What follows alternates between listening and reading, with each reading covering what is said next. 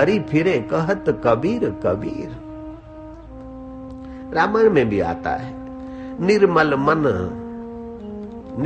मन जन सो मोहे पावा, छल छिद्र कपट मोहे स्वप्ने न भावा। जिनका निर्मल मन है, साफ सुथरा मन है, वे मुझे पाते, मुझ अंतर्यामी को जान लेते हैं, पा लेते। छल छिद्र और कपट वाले मन से हजार बार भी हम समाधियां लगाएं, प्रयत्न करें, नमाजें पढ़े, वो खुदाई नूर का साक्षात्कार नहीं होता। अगर आराम चाहे तू दे आराम खलकत को, सताकर गैर लोगों को मिलेगा कब अमन तुझको। अपनी वजूदी हस्ती में तू इतना भूल मस्ताने, करना था किया वो न लगी उल्टी लगन तुझको। जिनों के प्यार में तू हरदम मुस्तके दीवाना था, आखिर वही जलाएंगे या करेंगे दफन तुझको। शाही और गदाई क्या कफन किस्मत में आखिर, मिले या ना खबर पुख्ता ए कफन और वतन तुझको। ए गाफिल न समझा था मिला था तन रतन तुझको। ऐसा मनुष्य रत्न शरीर है, मन की मलिनता से इस रत्न जैसे मानव देह को तूने खाक में मिला दिया, मिट्टी में मिला दिया, विकारों में, क्रूरता में, कत्लों में, अशांति में मिला दिया। ना, मन की स्वच्छता, हर रोज थोड़ी बंदगी कर और उस अल्लाह से प्रार्थना कर कि सारी खलकत खुदा तेरी है, इसमें कोई पराया नहीं है। पराया है तो मेरा स्वार्थ परायापन दिखाता है। सबकी भलाई का सोचने से आपका मन निर्मल हो जाता है, सबके कल्याण का सोचने से आपका मन निर्मल हो जाता है। तो कल्याण का सोचने से फिर क्या अन्याय सहे बाबा जी, जुल्म सहे ना। सहिष्णुता के नाम से क्या कायर हो जाए, कभी नहीं होना। ये अपराध है, पाप है।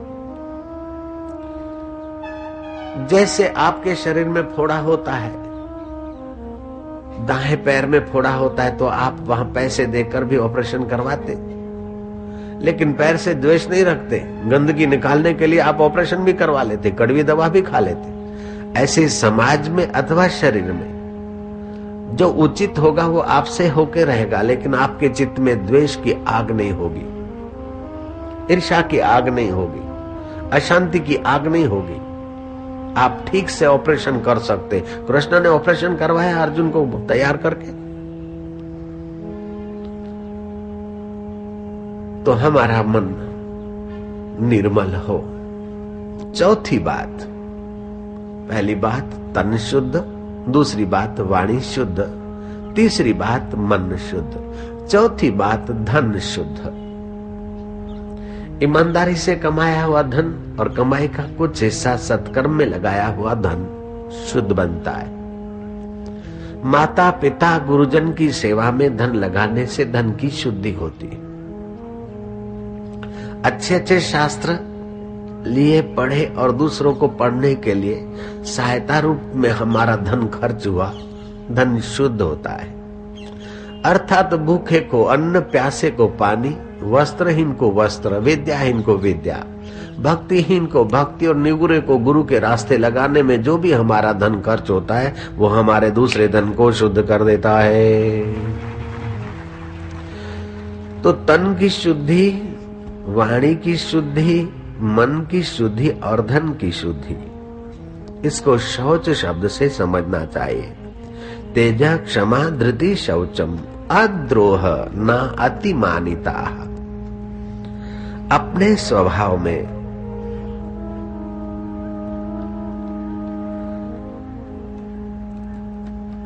द्रोह न हो, अद्रोह। परमात्मा प्राप्ति का उद्देश्य रखने से आदमी स्वयं शुद्ध हो जाता है। ये पंचम शुद्धि है। शारीरिक शुद्धि, वाणी की शुद्धि, मन की शुद्धि, धन की शुद्धि। ये सारी शुद्धियां अगर आसानी से प्राप्त करना चाहते हो तो मुझे तो इसी जन्म में उस अल्लाह को पाना है, उस भगवान को पाना है, उस ईश्वर को पाना है, जहां फिर जन्म मृत्यु जरा व्याधि के चक्कर में नहीं आना पड़ता है।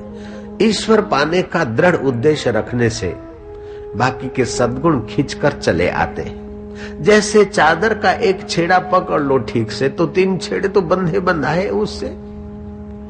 व्यक्ति का हाथ पकड़ दो तो उसके पैर और उसका पूरा शरीर पकड़ा पकड़ाया है।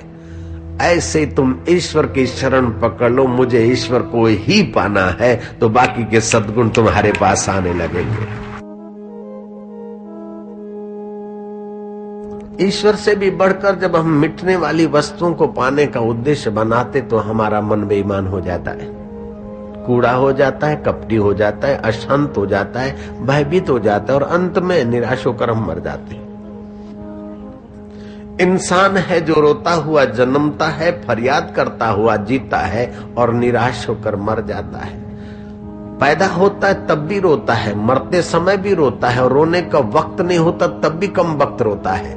विघ्न और बाधा और मुसीबतों में हंसना सिखाता है सत्संग और संतों का सानिध्य, खुश रहना सिखाता है मौत के समय भी अमर ये ज्ञान। जा मरने ते जग डरे, जिस मौत से दुनिया डरती है। जिसको ये श्लोक पच गया वो मौत से डरता नहीं है, रोता नहीं, वो समझता कि मौत जिसकी होती वो मैं नहीं, और जहां मैं हूं वहां मौत कभी आ नहीं सकती। हमारे 5 कोश होते हैं और 3 शरीर होते हैं, अन्नमय प्राणमय जो कल बताए थे 5 कोश है, शरीर के स्तर है। इसमें 3 शरीर, एक स्थूल शरीर, दूसरा सूक्ष्म शरीर, तीसरा कारण शरीर। स्थूल शरीर तो बदलता हुआ दिखता है कि बाल्यकाल बदल गया, किशोर काल बदल गया, युवानी बदली, बुढ़ापा बदला। स्थूल शरीर तो आंखों से दिखता है। बाबा जी दूसरा शरीर तो नहीं दिखता, सूक्ष्म शरीर और कारण शरीर नहीं दिखता है, दिखता है लेकिन बुद्धिपूर्वक दिखेगा। स्थूल शरीर तो दृष्टि से स्थूलता से भी दिख जाएगा, लेकिन सूक्ष्म शरीर बुद्धिपूर्वक दिखेगा। स्थूल शरीर में नींद आती, शरीर पड़ा रहा, खाया पिया, हला चला, शरीर देखा। सूक्ष्म शरीर में स्वप्न आता है, आंखें बंद हो गई, स्थूल शरीर की आंख नहीं देखती, फिर भी कुछ दिखता है, वो सूक्ष्म शरीर है। सूक्ष्म शरीर में स्वप्न आया, मेरी बेटी मेरे से बात कर रही है, जो स्वर्गवास हो गई है और मेरे से बात कर रही है।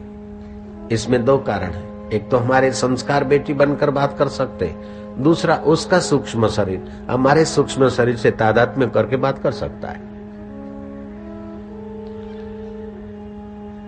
तो स्थूल शरीर में निद्रा, भूख, प्यास का अनुभव होता है, सूक्ष्म शरीर में स्वप्न का अनुभव होता है और कारण शरीर में गहरी नींद का अनुभव होता है।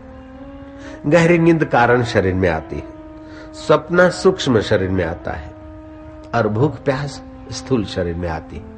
तो ये तीनों शरीर हमको दिखते हैं बुद्धिपूर्वक। ये 3 शरीर दिखते हैं। मरने के समय स्थूल शरीर तो चला जाता है, लेकिन सूक्ष्म और कारण शरीर बना रहता है। वो सूक्ष्म और कारण शरीर उस चैतन्य से चेतना लेकर फिर दूसरा शरीर धारण कर लेता है।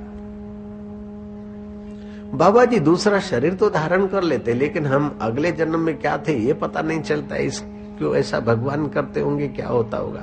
नहीं नहीं,